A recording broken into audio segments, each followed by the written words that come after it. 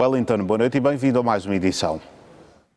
Boa noite, Dorivaldo. Boa noite, Sal, e a você assistindo a Hora 10. É sempre bom estar aqui. Obrigado. Sempre um gosto recebê-los aos dois também. Vamos, portanto, olhar para as notas da atualidade, a começar pela França. Wellington, é contigo que eu começo. Este debate que agora foi aprovado aqui para ser, digamos, discutido, poderá ser mesmo um caminho para que Macron seja destituído? Não acredito, porque não vai haver a maioria necessária para que esse impeachment seja aprovado. No entanto, não deixa de ser um barulho que amplia não só o desgaste da figura do Emmanuel Macron, como também fomenta o caos político que está instaurado desde o resultado eleitoral, que fez com que o xadrez ali da composição de um novo governo ficasse à mercê da sorte. Temos dois grupos, chamado de extrema-direita, que não é de extrema-direita coisa nenhuma, e outro também chamado de extrema-esquerda, que foi quem pediu esse impeachment, que são antagônicos e que não dialogam. E no meio, ali com a sua minoria, está Emmanuel Macron, que vai jogar com isso e vai se manter no poder praticamente sem governo, determinando quem irá governar até o final do seu mandato, mandando não só na presidência como no governo, como foi previsto aqui no Hora 10, desde que aconteceu aquela eleição. A coalizão de partidos de esquerda, ela detém a maioria na Assembleia, e foi isso que encorajou o LFI, que é o La France Insoumise, que é uma espécie de insubmissão, é isso? Seria em português, eu não sou muito, meu francês não é tão bom quanto o seu, Dorivaldo, mas insubmisso, talvez seja isso. A levar à frente esse impeachment, né? E esse processo é extremamente complexo, porque ele exige maioria de 2/3 no parlamento para formar um tribunal superior, e o presidente só pode ser destituído em caso de violação do dever manifestamente incompatível com o exercício do mandato, conforme estipulado pela Constituição, que não é o caso. E Macron, sabendo disso, está jogando tranquilamente para se arrastar no poder de todas as maneiras. Então, apesar da iniciativa do LFI, alguns partidos de esquerda, como os Verdes, eles não consideram o impeachment como uma prioridade. Não é de surpreender que o Verde se comporte dessa maneira, né? Em todos os países europeus, os verdes, na verdade, são bem azuis, né? No entanto, alguns legisladores de esquerda assinaram a proposta de resolução e não se opuseram à sua admissibilidade. Então, apenas para resumir aqui para o nosso público, o processo de impeachment de Emmanuel Macron na França é considerado altamente politizado e raramente bem-sucedido, isso do ponto de vista histórico.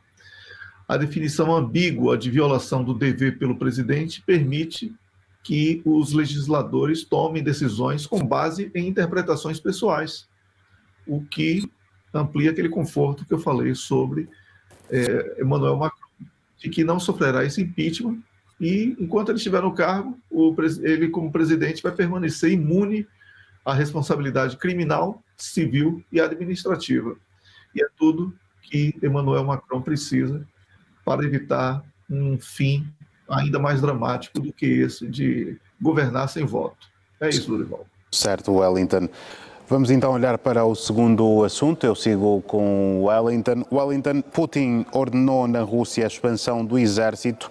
Isto acontece em meio às tensões com a NATO.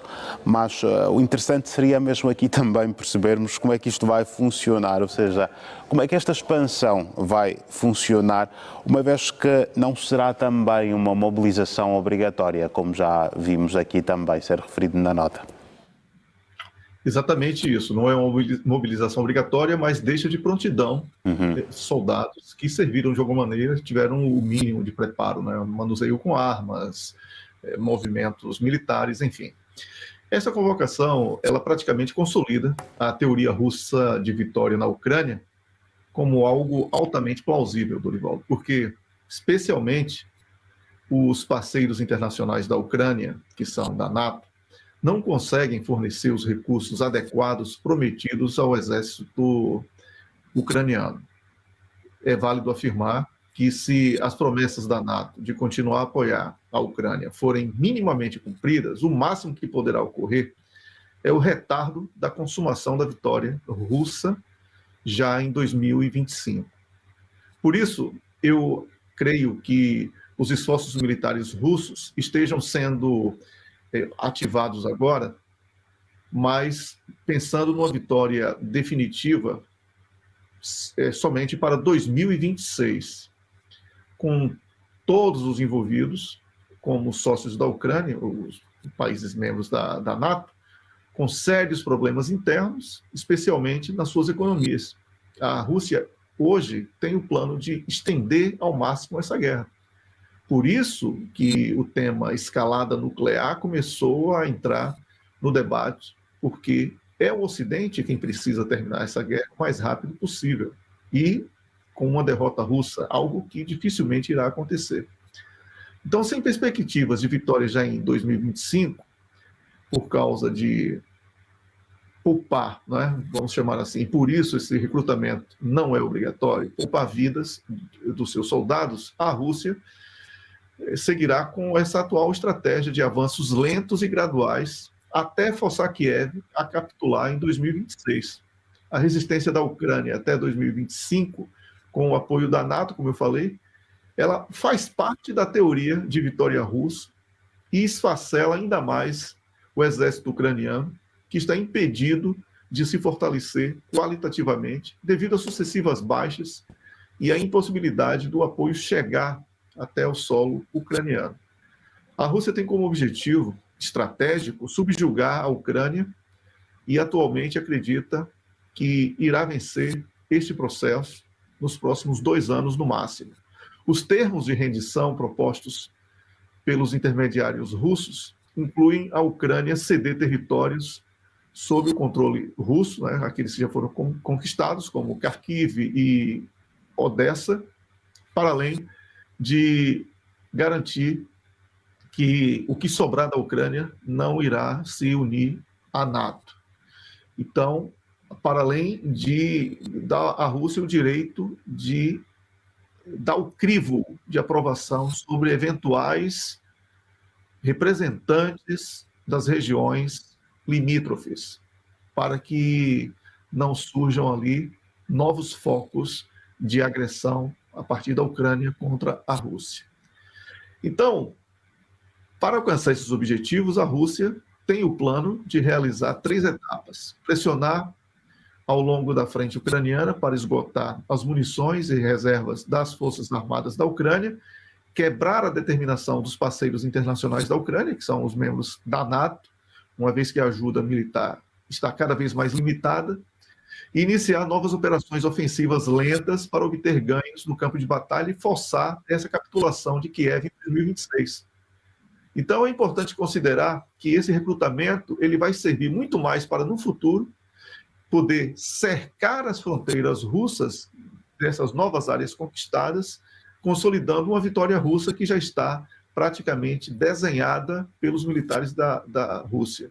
É importante considerar, e para concluir, Dorivaldo, que a possibilidade de a Rússia expandir seus objetivos no futuro já não é garantido que a NATO, desde que a NATO não respeite os acordos de que não tentará novos avanços contra a Rússia. Ou seja, se a NATO não fizer como historicamente, e isso foi provado recentemente com os acordos de Minsk, se a NATO não cumprir os acordos, então a Rússia vai ter que alterar esses planos e continuar na sua expansão. Se houver um acordo e esse acordo vier a ser cumprido, dificilmente essa guerra se estenderá depois da capitulação que está sendo já traçada pelos russos, de um modo geral, para 2026, Dorivaldo. Vamos então olhar para o terceiro e último assunto desta noite. Wellington, falar sobre o Médio Oriente por vezes causa-nos aqui também alguma sensibilidade. Mas o certo mesmo é que Netanyahu incluiu a fronteira com o Líbano entre os objetivos da guerra. O que é que se estará à procura com isto? Olha, Dorivaldo, eu vou abrir o meu comentário com as palavras do ex-primeiro-ministro francês Dominique de Villepin, quando ele criticava as atrocidades de Israel contra a Palestina. Ele falou o seguinte: Israel não tem um objetivo político, mas uma loucura messiânica. Dessa maneira, nós podemos interpretar a falta de critério e de estratégia de Netanyahu, porque não é Israel, não é mais o Mossad, não é mais o exército de Israel. É Netanyahu, numa sua guerra pessoal, tentando desesperadamente se manter no poder. Está claro isso.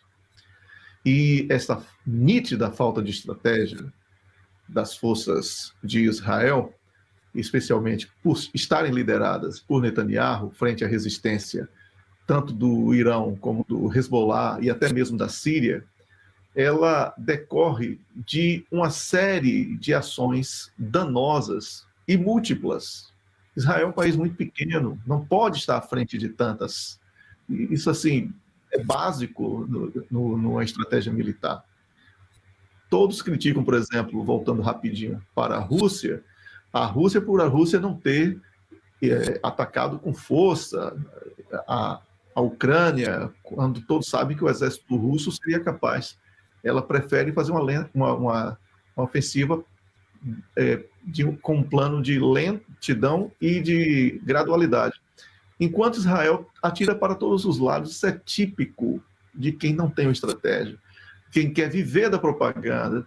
Hoje, por exemplo, Israel explodiu pagers, que é um aparelho de comunicação de mensagens, atingindo 95% dos atingidos eram civis, matando inclusive 9 civis, para tentar pegar alguém do Hezbollah. Agravou a situação porque acabou atingindo o embaixador do Irão, que estava usando esse mesmo dispositivo.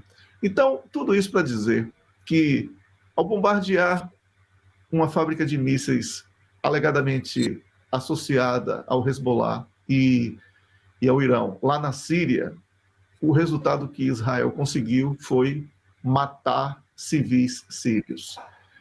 A violação das leis internacionais, ela até deixou você constrangido para puxar esse assunto sobre Israel aqui, porque quando falamos sobre Israel, nós tentamos falar sobre uma análise geopolítica, mas estamos falando sobre um genocídio a todo instante.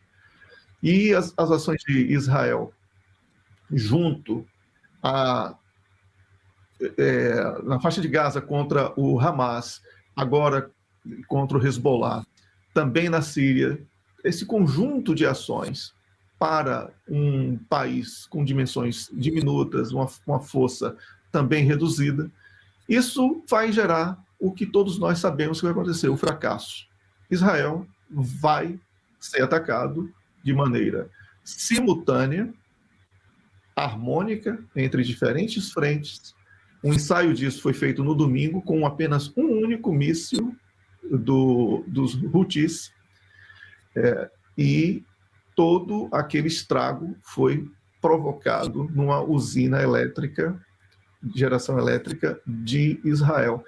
Então, Israel dizer que vai estender a sua ofensiva para o Líbano como um objetivo da guerra é um blefe, é uma mentira, porque não existe estratégia nenhuma. O negócio é manter a guerra, manter a guerra, manter a guerra. A estratégia de Israel é cair atirando. Então, é isso que estamos testemunhando, está caindo atirando, porque o Iron Dome, que foi vendido ao mundo como um sistema de defesa intransponível para o espaço aéreo de Israel, ele não é suficiente para barrar a tecnologia hipersônica que os Houthis e outros grupos que estão agora declaradamente contra Israel já detêm. Então, é uma questão, até, como eu já falei aqui, geográfica.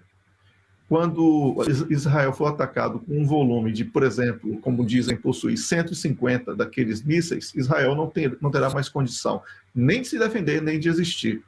O recado, inclusive, foi dado à população de Israel por um desses grupos, avisando a população que era para deixar o país porque eles irão atacar. Algo que é extremamente grave e pouco difundido, lamentavelmente, na imprensa.